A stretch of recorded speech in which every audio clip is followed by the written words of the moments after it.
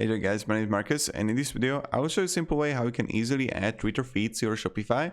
So let's start. The first thing you want to do is just scroll down below to the description and click on the link. When you will do it, you will get on this site called L-Site. L-Site is an amazing company with a lot of widgets, and one of the widgets they make is Twitter feed, so without programming. What you want to do is just click sign up for free. You want to sign with a Facebook, Gmail or normal mail, up to you. And when you got it, click login. Right here in applications, in search, you do want to write Twitter. And you're gonna see here Twitter feed. Let's create a widget.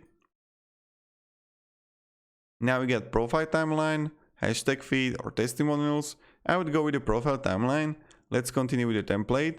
Right now you just want to add a username or you want to connect it to your Twitter. Do you have a layout here that you can change the width and height and some header settings?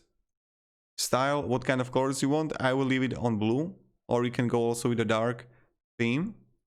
And advanced, you can also edit the custom CSS. Now just click here save. Right after that, you need to choose a plan. If you're starting out with your website, go with the light version. But if you're gonna have 5,000, 50 or 5 million views, go with the basic, pro or enterprise. Let's copy the code here. Right now, when I'm going to be in Shopify, you just want to simply add a section, custom content, select.